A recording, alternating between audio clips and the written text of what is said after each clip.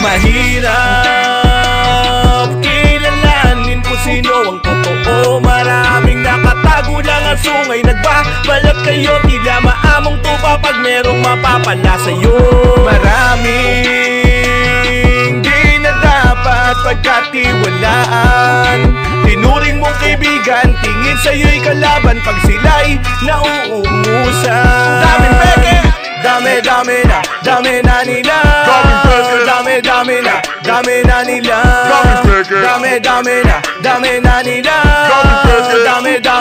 Dami na nila.